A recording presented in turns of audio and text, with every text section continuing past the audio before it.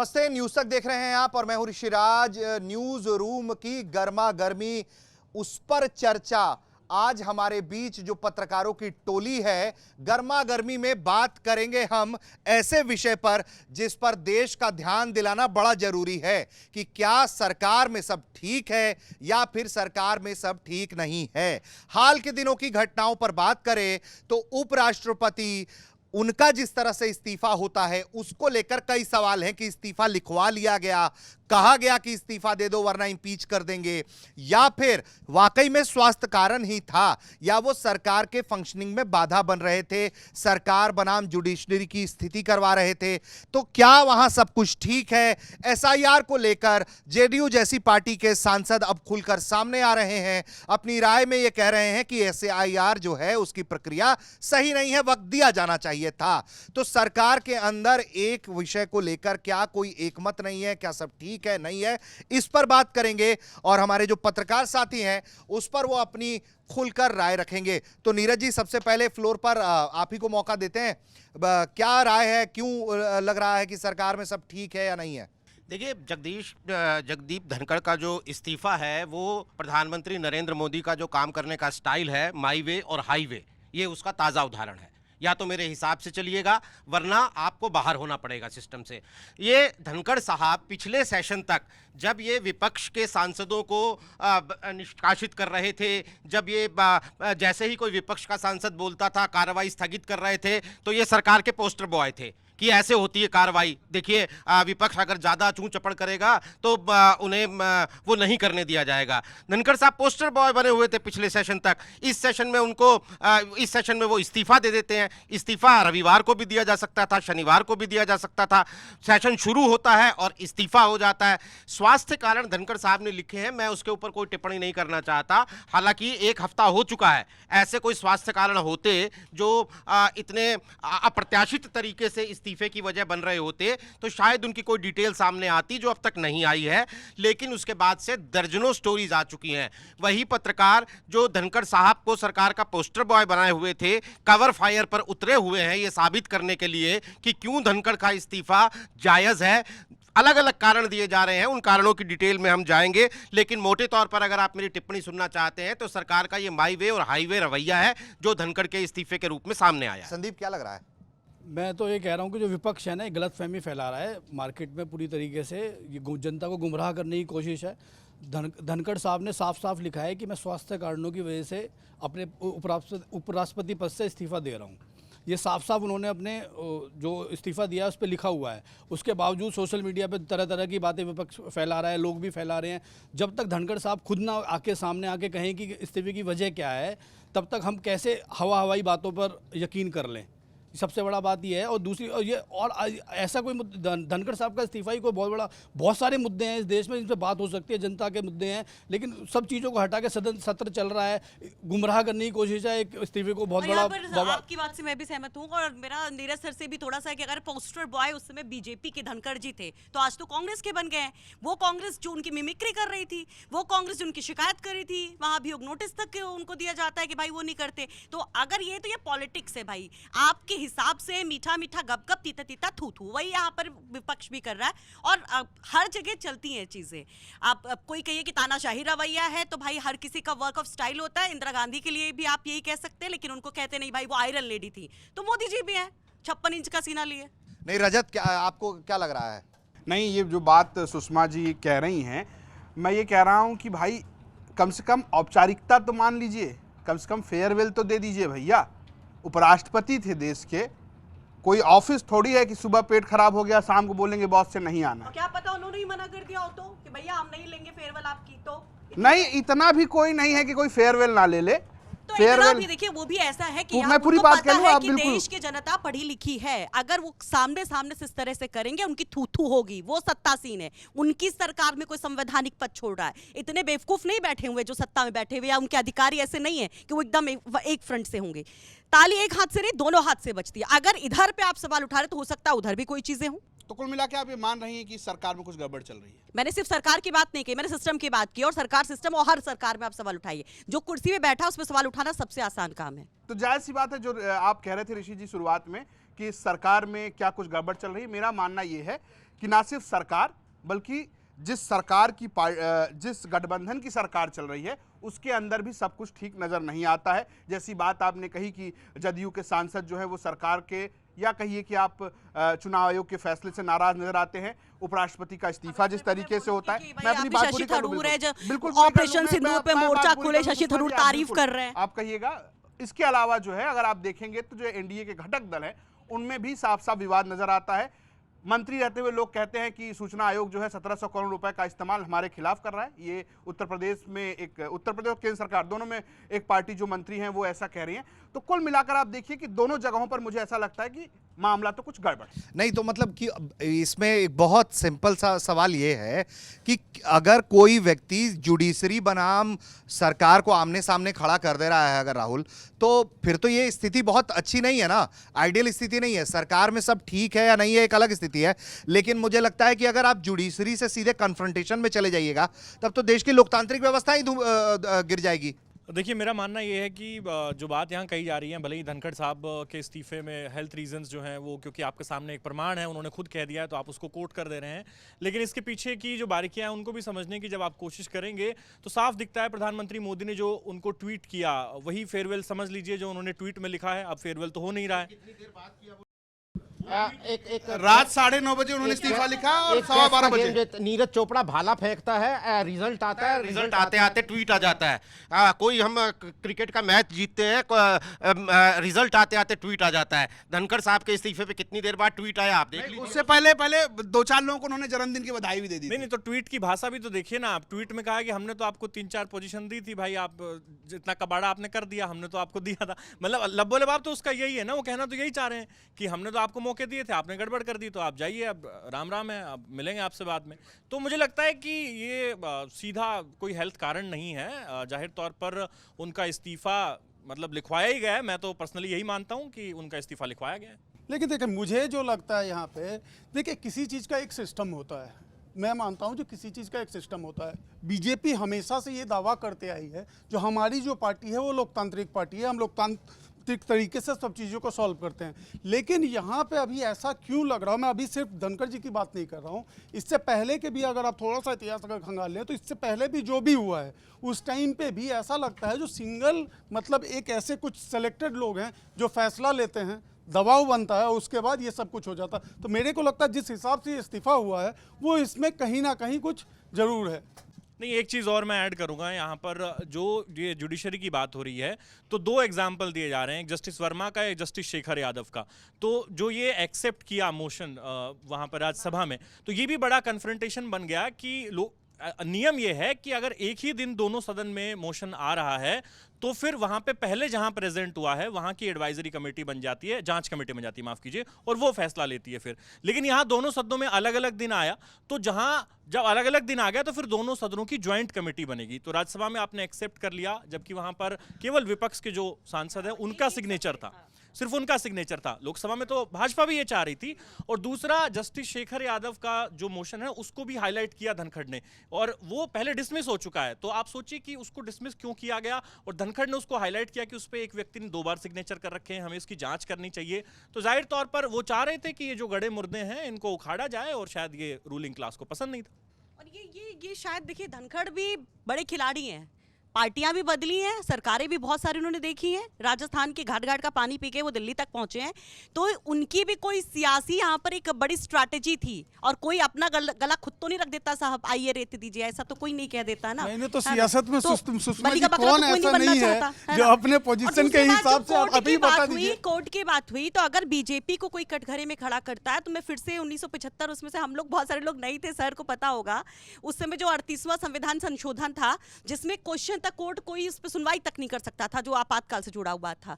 तो ना वो बात कर रही हैं कि अकबर को कोर्ट कर दीजिए, मुगलों को कोर्ट कर दीजिए। 1975 से बहुत आगे बढ़ गई है बात, 50 साल बीत गए हैं, और बीजेपी 10 साल पहले बीजेपी 10 साल पहले इस दावे के साथ इस देश में सरकार बनाई थी कि we are party with the difference. अगर इंदिरा गांधी से ही तुलना करनी है, अगर नरसिम्हा राव से ही तुलना करनी है, तो फिर Modi ji party with the difference के हाईकमान कैसे हो गए? फिर तो ये दावा बीजेपी को सरेंडर कर देना चाहिए कि we are the party party with a difference. अगर वही सब चीजें होनी है, घड़ी घड़ी में जब कोई नेगेटिव बात होती है तो इंदिरा गांधी से तुलना हो जाती है, जब कोई पॉजिटिव बात होती है तो we are party with a difference हो जाता है। तो वो जो मीठा मीठा गप गप आप कह रही थी, ये तो यहाँ लागू होता है। बिल्कुल बिल्कुल, हाँ हाँ हाँ। जो धनखड़ साहब को लेकर जो विवाद है वो उपराष्ट्रपति थे और उसको लेकर कहीं कोई विवाद नहीं है। जो भी उनके आचरण को लेकर सवाल उठते रहे और राज्यसभा चेयरमैन को लेकर उठते रहे, राज्यसभा चेयरमैन के तौर पर उन्होंने जो भी कुछ सरकार के लिए किया, क्या सरकार उसके लिए उन पर निर्भर थी? क्या राज्यसभा में या संसद में सांसदों का मास सस्पेंशन पहले नहीं हुआ था? और जो बात कही जा रही है ना कि सरकार और कोर्ट के बीच में एक टकराव का कारण धनखड़ साहब बन रहे थे, वो गलत क्या कह रहे थे? वो एनजेएससी की बैटिंग कर रहे थे जो 2015 में कानून बना और सुप्रीम कोर्ट से रद्द हो गया था।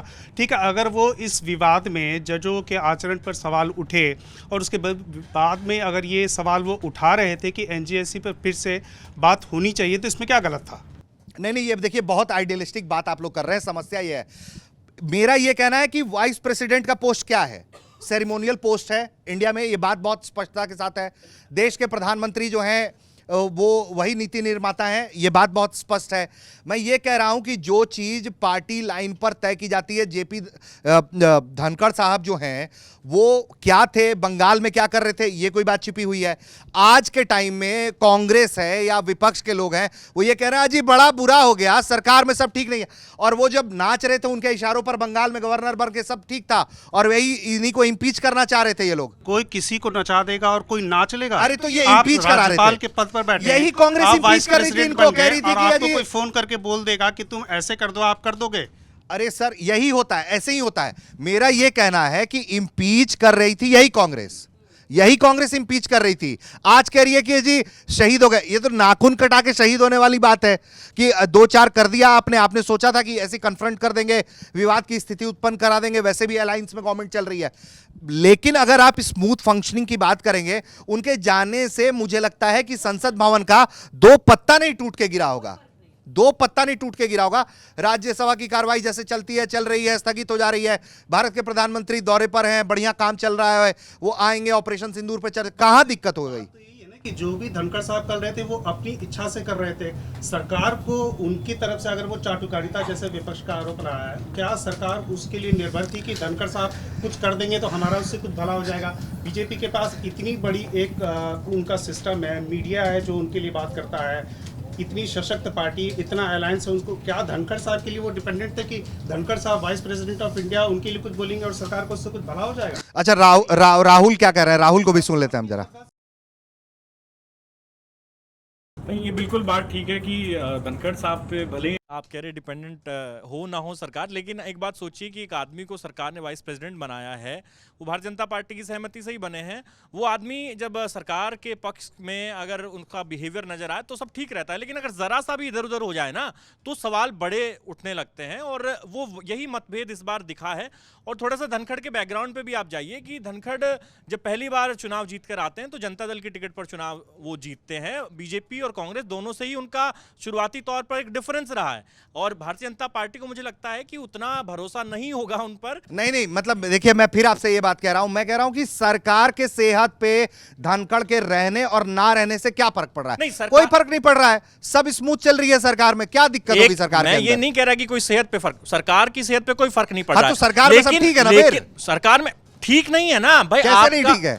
सेहत पे फर्क नहीं पड़ रहा है, लेकिन आपको बीच बीच में हमले तो झेलने पड़ रहे हैं ना। एक स्थिति इतिहास में दर्ज हो गई कि आपके कार्यकाल में एक वाइस प्रेसिडेंट अचानक से इस्तीफा दे गया। ये इतिहास तो बहुत सारा है। वीवी गिरीवाला भी कि जब कांग्रेस 2 फाड़ हो गई थी और उपराष्ट्रपति को ला करके चुनाव लड़वा दिया था निर्दलीय इंदिरा गांधी के गुट ने, तो इतिहास बनते रहते। लेकिन उससे अब समसामयिक स्थिति पे या भी सरकार पे कोई असर है, जनता पे उसका असर है, जो बड़ा एक इश्यू बनाया जा रहा है। मुझे भी, मैं ऋषि की बात से सहमत हूँ, मुझे कोई बड़ा यहाँ पर कुछ दिक्कत नहीं नजर आती है। और ये गिफ्ट होता है, ये आपको पता है, इस तरह के चुनाव जो होते हैं वो सरकार की तरफ से तोहफे के तौर पर दिए जाते हैं। कांग्रेस उनका समर्थन कर रही है, इसको तो आधार बनाया ना जाए। सवाल उसके इस्तीफे के जायज होने या नाजायज होने पे हो रहा है। कांग्रेस समर्थन ना करती या करती, इससे कोई फर्क नहीं पड़ रहा है। सरकार के कामकाज पे कोई फर्क नहीं पड़ रहा है। 2014 में देश में क्या फर्क पड़ गया? सरकार बदल गई थी 10 साल के बाद, ये तो सरकार ही बदल जाएगी तो क्या फर्क पड़ जाता है? मेरा ये कहना है कि अगर कांग्रेस को अगर आप इसमें लाइन ऑफ मार्जिन दे रहे हैं तो फिर तो धनखड़ के अलावा कोई व्यक्ति ही नहीं है बोलने वाला कि उनके स्वास्थ्य के कारण उन्होंने इस्तीफा दिया या कोई दिया। जब तक इस पर धनखड़ नहीं कोई राय कहते हैं तब तो फिर तो सब आकलन है, अंदाजा है, हवा में तीर छोड़े जा रहे हैं। तो फिर कांग्रेस को जो मार्जिन दे रहा है, मैं उस पर बात कर रहा हूँ। फिर तो उस हिसाब से पार्टी को, सरकार को भी मार्जिन दीजिए आप, और कहिए कि भाई जब तक धनखड़ नहीं बोलेंगे, कोई रिपोर्ट नहीं आ जाती उनकी मेडिकल की, तब तक आप मान के चलिए। नहीं तो धनखड़ तो ऐसा है, तो इसका काउंटर पॉइंट ये है कि एक हफ्ते से धनखड़ साहब आके सामने यही कह देते हैं कि भैया मेरे स्वास्थ्य कारणों पर आप लोग बहसबाजी मत कीजिए, मैं बताऊंगा, कोई मेडिकल रिपोर्ट आएगी उस तब बोलिएगा। मैं कहूंगा धनखड़ साहब कोई मोम की गुड़िया थोड़ी है। अरे वो कितने मुखर आदमी है, सब जानते हैं। एक मिनट नीरज साहब, मेरा एक सवाल है, अगर वो मुखर आदमी है तो वो शांत क्यों, ऐसी मजबूरी क्या है? नहीं तो मैं तो यही तो मैं कह रहा हूँ, यही तो मैं कह रहा हूँ। तो क्यों ना उनके जो उन्होंने इस्तीफा लिखा है, हम क्यों ना उसकी विवेचना करें। हम कह रहे फिर मजबूरी क्या, मान लीजिए कि वो कह रहे स्वास्थ्य कारण जो उन्होंने कहा वो गलत है, वो नहीं कोई मजबूरी नहीं है, वो आदमी तो इस्तीफा देके तुम लोग मेरा वो सरकार को ये संदेश देके चला गया, मेरा अपमान कर रहे हो, पकड़ो इस्तीफा, मेज पे इस्तीफा पटक के चला गया। अब वो क्यों बोलते रहे? आपने बोला मुखर है, बहुत वोकल है वो। अरे वो ये नहीं कह रहे हैं ना कि आप वो ये नहीं कह रहे हैं ना कि मेरे इस्तीफे के जायज ना नाजायज होने पे आप विवेचना मत कीजिए। वो ये नहीं कह रहे, जो ये तर्क दिया जा रहा है कि वो सामने आके अपने स्वास्थ्य कारणों पे नहीं बोल रहे हैं, तो वो कह रहा है मैं इस्तीफा पटक के चला गया। अब आप देखिए, फिर वही ग्लास आधा भरा है आधा खाली, या पूरा भरा गैस से और कोई आधा खाली नहीं है, पूरा भरा हुआ है। इस्तीफा पटक के चला गया मेज पे वो आदमी। मैं कह रहा हूं, आप लोग कह रहे हैं क्यों सवाल ना उठाया जाए भाई। बात यह है कि 10 जुलाई को जेएनयू में एक भाषण दिया, कहा कि पूरा कार्यकाल पूरा करेंगे, ठीक है। 23 तारीख को उनका कार्यक्रम लगा था राजस्थान में, सुबेरे बढ़िया आए, राज्यसभा में बैठे, मस्त भाषण दिया, कहा कि मोशन, बुरी बात सुन, मोशन एक्सेप्ट हो जाएगा। संझवा को क्या हो गया? इतना जल्दी कौन सा तबीयत खराब हो जा रहा है भाई? और अगर तबीयत खराब हो जा रही है उपराष्ट्रपति की, तो उपराष्ट्रपति आए सामने बताए भाई मैं कह रहा हूं कि उनको क्या दिक्कत है। लेकिन ये दबाव है, ये पर्दादारी है, ये सरकार का दबाव है कि राष्ट्रपति उपराष्ट्रपति इस देश में बोल नहीं पा रहा।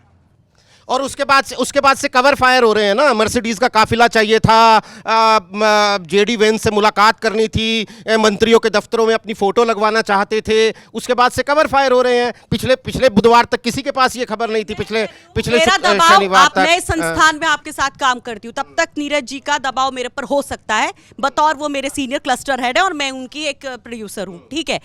अगर मैंने संस्थान छोड़ दिया, तो अगर मेरी कोई नब्ज आपके हाथ में नहीं है, मैं स्वतंत्र हूं, तो आपका दबाव मुझ पे कैसा? आखिर क्या विवशता? फिर वही सवाल है, ये बार-बार सरकार ने दबाव में इस्तीफा दिलवाया, लेकिन क्या दबाव बताइए ना फिर। सुप्रीम कोर्ट ने ईडी से कहा है कि भैया राजनीतिक इस्तेमाल बंद करवाइए।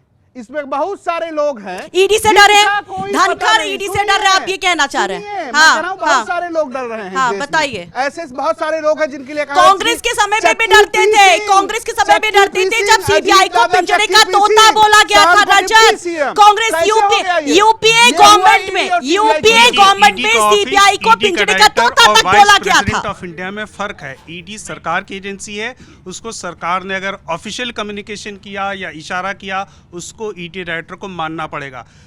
वाइस प्रेसिडेंट ऑफ इंडिया इसके लिए कतई मजबूर नहीं है कि कोई भी पार्टी का आदमी, कोई सरकार का आदमी फोन करके बोल दे कि भाई ऐसा करना है। नियम कायदे तो होते। सत्यपाल मलिक का उदाहरण है ना, आप नियम कायदों की बात कर रहे हैं, थियोरेटिकल बात कर रहे हैं, प्रैक्टिकल बात कर रहे हैं। क्या कोई जगदीप धनखड़ पहले आदमी है क्या जिन्होंने सरकार के इस पूरे रवैये पे सवाल उठाया? सत्यपाल मलिक सरकार के आदमी थे, सरकार की तरफ से मतलब वो हर चीज उनके पास थी। आज वो कितने बड़े बागी हैं और वो सवाल उठा रहे हैं। तो ये कोई पहला उदाहरण थोड़ी है कि जिसे आप एक्सेप्शन बता के खारिज कर देंगे, तकिए के नीचे दबा देंगे। अरे ऐसे बहुत सारे उदाहरण हैं। नहीं तो जो बात ये कही जा रही है कि राज्यपाल या इस तरह की जो ये पोस्ट होती हैं सेरेमोनियल, आप बात करते हैं जब बंगाल में। और एक बात मैं कह दूं कि उपराष्ट्रपति राष्ट्रपति की तरह बिल्कुल सेरेमोनियल पोस्ट नहीं है, वो राज्यसभा के उपसभापति होते हैं और वो एनडीए के कैंडिडेट थे और उपसभापति की कुर्सी पे बैठने के बाद उनके ऊपर ये इल्ज़ाम लगते रहे कि वो निष्पक्ष काम करने की बजाय, जो कि उनकी ड्यूटी बनती है कागज़ों के मुताबिक, वो निष्पक्ष काम करने की बजाय सरकार की तरफ से बीजेपी का पक्ष लेते हैं। आज वही आदमी बीजेपी के मुंह पर इस्तीफा पटक कर चला गया है, तो आज ये उनकी अलग बातें गिनवाई जा रही हैं। लेकिन धनखड़ साहब पर तो आरोप सिर्फ यही ना कि वो एक सेरेमोनियल पोस्ट पे नहीं थे, वाइस प्रेसिडेंट भी थे तब भी नहीं थे, राज्यसभा चेयरमैन थे तब भी नहीं थे, वो म्यूट राज्यसभा चेयरमैन नहीं थे जिनका काम था कि जी शांत हो जाइए और आप बोलिए। उनके अपने एक विचार थे। इतने जाने माने ज्यूरिस्ट हैं, उनके अपने विचार थे पॉलिटिक्स के बारे में। वो बताते, वो ये थोड़ी बताते थे कि कौन हार रहा है कौन जीत रहा है। वो एक पॉलिटिकल नैरेटिव है, कॉन्स्टिट्यूशनल नैरेटिव की ही बात कर रहे थे ना। अगर वो कह रहे थे कि सिस्टम ऐसा है, अगर वो विदेश में जाकर कह रहे थे कि भारत इतना तरक्की कर रहा है, तो आप कैसे इस पर सवाल उठा सकते हैं? वाइस प्रेसिडेंट ऑफ इंडिया और प्रेसिडेंट में बेसिक फर्क है कि प्रेसिडेंट को कैबिनेट की लिखी हुई स्क्रिप्ट पढ़नी होती है, और धनखड़ साहब इस बंधन से बंधे हुए नहीं थे। हाँ, तो हम तो यही बात कह रहे हैं। देखो, धनखड़ साहब को हमने पिछले 2.5-3 साल में जब भी देखा, वो मुखर वक्ता के रूप में देखा है। अपनी जो बातों को स्पष्ट तौर पर रखते हैं, सरकार के पक्ष की बात हो या विपक्ष की बात हो, जो भी बातें उन्होंने स्पष्ट तौर पर अपनी बातें रखी। और अब जो लोग कह रहे हैं कि वो सामने नहीं आ रहे, 7 दिन हो गए या 6 दिन हो गए, वो सामने नहीं आ रहे, ये ऐसा कोई दबाव नहीं है सरकार का उनके ऊपर कि वो नहीं बोलेंगे। वो वेट एंड वॉच कर रहे हैं, अगर जब कभी हो सकता है वो बयान दें। हम हवाई बात है कि उन्होंने उस पर दबाव लगा रखा है। धनखड़ साहब को आपको लगा कभी कि धनखड़ साहब दबाव में आए? राज्यसभा में ऐसा नहीं था। अरे हफ्ता भर हुआ, और मैं तो कह रहा हूँ, मैं तो ये कह रहा हूँ, राज्यसभा में वो आदमी इस्तीफा देके चला गया। राज्यसभा में सभापति के तौर पर कभी आपने उनको दबते हुए देखा? इतना हंगामे के तौर पर वो किस तरीके से लोगों को कैसे यही तो मैं कह रहा हूँ ना, सांसदों को कैसे कंट्रोल करते हैं? यही तो मैं कह रहा हूँ कि वो तब गलत सवाल उठाए जा रहे हैं कि सरकार उन पर दबाव डाल रही है। सरकार के दबाव में कोई दबाव में नहीं है। अभी 6 महीने पहले तो विपक्ष उनके दबाव में था पूरा। सरकार विपक्ष कह रहा था कि ये सरकार मैं तो ये कह रहा हूँ, चलिए मैं तो ये कह रहा हूँ कि सरकार ने उनके ऊपर दबाव डाला, ये भी नैरेटिव गलत है। सरकार ने उनके ऊपर अपनी बात मनवाने के लिए बात कही और वो इस्तीफा देके चले गए। दबाव में तो तब आता वो आदमी जब मान लेता सरकार की बात। बचकाने व्यक्ति नहीं है, वो गुस्से में इस्तीफा दे देंगे। इतने बचकाने व्यक्ति नहीं है, इतना बड़ा पोस्ट पे रहा, इतने बड़ा पॉलिटिशियन हो, क्या इतनी सी बात पे आहत हो जाएगा कि मुझे एक मीटिंग में नहीं बुलाया गया? वो सुषमा पांडे हो सकती है, लेकिन इतनी सी बात नहीं है ना।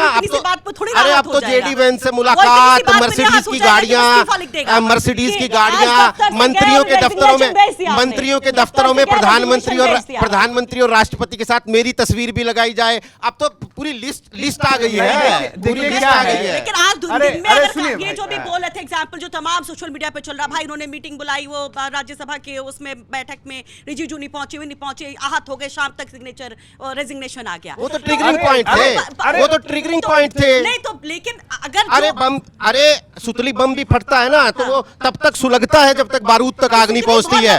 हाँ, तो बिल्कुल लंबी थी, बिल्कुल। वो बारूद पे आग तब पहुंची जब इस्तीफा दे दिया। बारूद पे आग तब लगी जब नड्डा जी ने कहा जो मैं कहूंगा वही रिकॉर्ड पर जाएगा। बिल्कुल, इसके बाद सब कुछ हुआ। आप किसी जो सदस्य मतलब अध्यक्ष हैं राज्यसभा की, उनसे आप ये कहेंगे कि जो मैं कहूंगा वही रिकॉर्ड पर जाएगा? मुझे एक बात सरकार कह रही है कि जो मैं कहूंगा रिकॉर्ड पर जाएगा। रजत, आप मुझे बताओ कि अब जब यहाँ पर बात सतपाल मलिक से कि भाई जाट ऐसा होता है, जाटों को लेकर जो एक अलग सेंटीमेंट, उसके एक अलग नेचर को नैरेटिव लोग चलता है, वो चुप नहीं रहता। वो बेचारे सब सहे जा रहे थे जो इतने मुखर है, जो वहां पर डपट लगा देते बड़े बड़े वहां पर सांसदों को, पॉलिटिशियंस को, वो इतने सहनशील बन के वो घूंट पिए जा रहे थे सारा गुस्सा, और एकाएक उन्होंने बस चिट्ठी लिख दी कि नहीं भाई हम बीमार हैं, हम नहीं करेंगे। क्या ये स्वाभाविक लगता है? जब नड्डा जी ने कहा कि मेरी बात ही रिकॉर्ड पे जाएगी, तो ये टोकने के लिए क्या किसी ने धनखड़ साहब को मना किया था? ये तो उनकी अपनी इच्छा थी ना कि भाई जब नड्डा जी बोल रहे हैं तो मैं चुप रह जाता हूँ कि भाई उनकी बात ही रिकॉर्ड पे जाएगी। अब ये है कि जो चुप है तो कहानियां बनाते जाओ, आप सब अपने हिसाब से एक कहानी लेते जाओ, लाते जाओ, सोशल मीडिया पे वही चल रहा है। देखिए, बात इच्छा की नहीं है जो सर आप कह रहे हैं। जब एक आदमी पता है कि आप इस सरकार ने आपको इस सीट पर बिठाया है, तो आपके नेचुरल एक समर्पण होता है। आप बाध्य नहीं है उस चीज के लिए। आप कैसी बात कर रहे हैं? आप बाध्य नहीं है, आप थ्योरेटिकली बाध्य नहीं है, लेकिन आपके नेचुरल समर्पण है, वो दिखता ही था, वो उनकी प्रोसीडिंग्स में भी दिखता था। और जो बात आप कह रही हैं कि जाटों की एक आइडेंटिटी और उसको लेके जो बात कही जाती है, तो देखिए जाट बेवकूफ भी नहीं है। समय आने पे आदमी अपनी बात रखता है। धनखड़ साहब हो सकता है समय आने पे जब उन्हें लगेगा तो, लेकिन उससे पहले अभी से गलतफहमी फैलाई जा रही है। बात यह है कि एक घटना घटी जो अनप्रेसिडेंटेड तरीके से घटी, तो उस पर सवाल उठेंगे। भाई कोई नॉर्मल नहीं है ना कि बीच में इस्तीफा दे दिया। नहीं, लेकिन मुझे हवाई बातें मत करो ना, हवाई बातें, इधर उधर की बातें। ये तो कांग्रेस की हटवा रहे थे, महाभियोग ला रहे थे उनके खिलाफ, अब अचानक क्या हो गया? अरे अनप्रेसिडेंटेड है ना, इसलिए नहीं वो तो ठीक है। सवाल उठा रहा था वो ये कोई सांसद का इस्तीफा नहीं मतलब थोड़ी है। विपक्ष की थ्योरी जरूरी नहीं है कि कांग्रेस की थ्योरी खरीद ली जाए। मतलब मेरा ये मानना है कि जरूरी नहीं है जो कांग्रेस थ्योरी पेश कर रही है वो थ्योरी मतलब ब्रीदिंग स्पेस होना चाहिए। अगर उनको स्वास्थ्य कारण का हवाला दिया है तो ये भी कंसिडरेट करना चाहिए कि ऐसा हो सकता है। वो नहीं बोल रहे हैं, उस मनोस्थिति में नहीं हो, वो पद नहीं छोड़ना चाह रहे हो, जो भी परिस्थिति हो, लेकिन सरकार के फंक्शनिंग पर, सरकार के एलाइज, जिसमें मेजर एलाइज धनखड़ के इस्तीफे के दौरान जदयू का सांसद, जदयू एलाई है, टीडी आपका, इसके अलावा चंद्रबाबू की पार्टी है, तो ये लोग अगर कंफर्टेबली बैठे हुए हैं सरकार के साथ और नरेंद्र मोदी सरकार के चारों पहिए मजबूत है, चारों टांगे मजबूत हैं, तो मुझे लगता है कि इसमें बहुत ज़्यादा विवेचना का जगह बचता नहीं है जिसमें यह ढूंढा जाए कि सरकार जो है वो उसके अंदर कुछ गड़बड़ हो गया। ये तो वही बहुत माइक्रोस्कोपिक लेंस है। चलिए तो क्लोजिंग कमेंट्स लेना शुरू करते हैं, तो कृपा से शुरू करेंगे। कृपा क्लोजिंग रिमार्क दीजिए, क्या है मैं आपका? अभी भी यही बात कहूंगा, जो ये एक संवैधानिक एक प्रक्रिया है। ये हायरिंग और फायरिंग वाली जो सिस्टम है ना, ये तो फिर वही बात हो गई, जो मेरा मर्जी आया मैंने किसी को संपूर्ण समर्थन देके मैंने उनको बना दिया, कल के डेट में अब अरे यार आप हमारे हिसाब से जम नहीं रहे हो, आपको दवा बना दिया, आप जाकर इस्तीफा दे के चले गए। संवैधानिक चीज़ों में हायरिंग और फायरिंग तो कभी नहीं चलती। ठीक है नीरज। नहीं, ये साफ तौर पे ये इसको सामान्य स्थिति के तौर पर नहीं लिया जा सकता है। ये एक बहुत ही अनप्रेसिडेंटेड घटना है कि कुर्सी पर बैठा हुआ देश का राज्यसभा का उपसभापति या देश का उपराष्ट्रपति जो है वो इस्तीफा पटक कर चले जाता है और उसके कारण जो है वो साफ नहीं है। सरकार की तरफ से जिस तरह के रिएक्शन आए हैं वो साफ तौर पर जाहिर करते हैं कि ये भयंकर तनाव का मामला था और मेरा ये मानना है कि सरकार के अंदर या बीजेपी के अंदर सब कुछ ठीक नहीं है। ऊपर ऊपर से नजर जो आ रहा हो सो आ रहा हो, लेकिन ये एक शुरुआत है। आने वाले दिनों में हम इसके रिपरकशन या इसके परिणाम और भी देखेंगे, मुझे तो ऐसा भी लगता है। ठीक है रजत। मैं ये कह रहा हूँ, अगर स्वास्थ्य कारणों की बात हो रही है तो एक मुख्यमंत्री हैं, वो हाय हाय का जवाब खाए खाए से दे रहे हैं, अफसर के सिर पर गमला रख दे रहे हैं। उनका स्वास्थ्य कारणों से कोई इस्तीफा नहीं आया है अभी तक। तो मुझे ये लगता है कि ये सीधा सीधा दबाव है, और जिस तरीके से दबाव दिख रहा है वो सिर्फ सरकार के अंदर नहीं बल्कि गठबंधन के अंदर भी दिख रहा है। आप लोग सिर्फ केंद्र सरकार को देख रहे हैं, अलग अलग राज्यों में जहां जहां गठबंधन में बीजेपी की सरकार है वहां देखिए किस तरीके से माहौल चल रहा है। आने वाले दिनों में इसका सीधा सीधा परिणाम आपको भारतीय जनता पार्टी की राजनीति पर दिखेगा। राहुल। मैं ये कहूँगा कि धनखड़ साहब जब सदन में खुद ये कहावत दोहराते थे कि अनपढ़ जाट पढ़ा बराबर और पढ़ा लिखा जाट खुदा बराबर, तो ये तो वकील आदमी है भाई, ये तो बहुत पढ़ा लिखा आदमी है, तो ये तो ज़रूर समय आने पे अपनी बात मुझे ऐसा लगता है कि वो कहेंगे। क्योंकि और जो उनका इस्तीफा है, जैसा नीरज जी कह रहे थे कि भाई इस्तीफा देने में ही एक रिवोल्ट है उस आदमी का, उसने अपनी बात का जवाब अपने इस्तीफे से दे दिया है। और घटना तो अनप्रेसिडेंटेड है ही। सब कह रहे हैं कि जब आप कुछ दिन पहले तक आप प्रोसीडिंग में बैठ रहे हैं, सब सही चल रहा है, फिर अगर देश का वाइस प्रेसिडेंट, सेकंड सिटीजन आपका पूरी कंट्री का टॉप मोस्ट, वो अगर अस्वस्थ है तो क्या किसी को पता नहीं है क्या? या फिर कोई भारतीय जनता पार्टी का, एक मिनट मेरी बात पूरी हो लेंगे सुषमा जी, तो फिर कोई भारतीय जनता पार्टी का आदमी उनसे मिलने नहीं जा रहा है क्या? प्रधानमंत्री जी कह रहे हैं कि आपने अलग अलग इन भूमिकाओं में आप रहे, अब आप जाइए, आप अपने घर, मैं अपने घर, यानी कि आपने उनको विदाई भी। आपको बताएंगे क्या क्या वहाँ पे सब बैठे हुए हैं? एक मिनट देखिए, मैं अपनी बात पूरी कर लूं सुषमा जी, मैं अपनी बात पूरी कर लूं, फिर आप बोलिएगा। हाँ, आप नोट कर लीजिए, फिर बोल लेना। तो वही जो प्रधानमंत्री ने जो ट्वीट किया उसको आप देख लीजिए, और उसके अलावा आप देखिए भारतीय जनता पार्टी में जो कहा जा रहा है सब ठीक नहीं है। राष्ट्रीय अध्यक्ष से हम कितने दिन से सुन रहे हैं कि भाई जो राष्ट्रीय अध्यक्ष है उसके चुनाव को लेकर जो बातें चल रही हैं वहां पर भी कोई फैसला नहीं हो पा रहा है।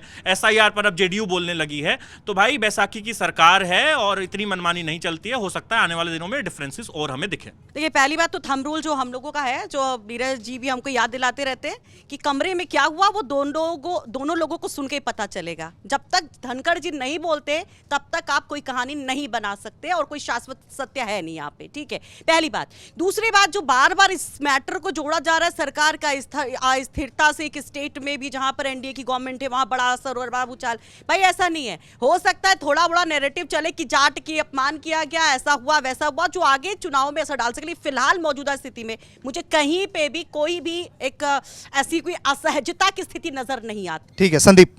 देखो, सरकार में सब कुछ ठीक चल रहा है, सूत्र और सोशल मीडिया, इन दो चीज़ों से थोड़ा बच के रहना है। सूत्रों के हवाले से खबर और सोशल मीडिया पर चल रही खबरों से थोड़ा जनता को बचना चाहिए, क्योंकि वहाँ कुछ भी होता है, अनऑथेंटिक कुछ भी चीज़ें आ रही होती हैं।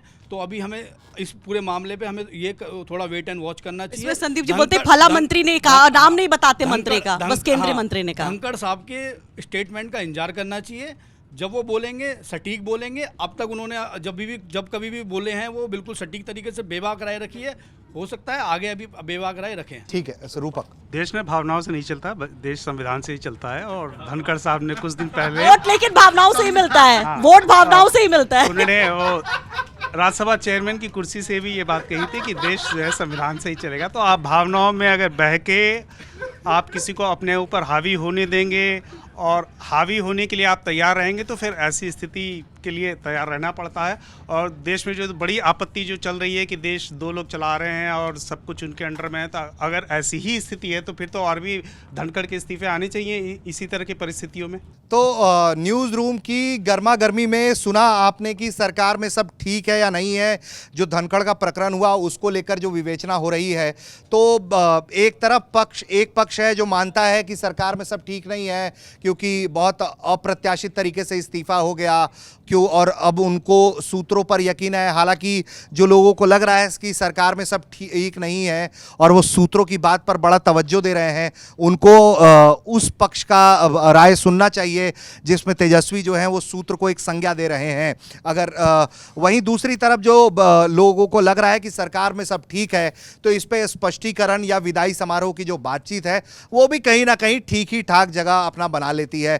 तो राय बहुत जो है वो मिली जुली है, लेकिन सरकार की जो गाड़ी दौड़ रही है उस गाड़ी में थोड़े बहुत हिचकोले अगर ना खाएं आप, तो कहा जाता है कि जो सवारी बैठी रहती है वो ठीक से एडजस्ट भी नहीं हो पाती है। तो देखना होगा कि आने वाले दिनों में क्या होता है। आप देख रहे थे न्यूज़ तक की गर्मा गर्मी।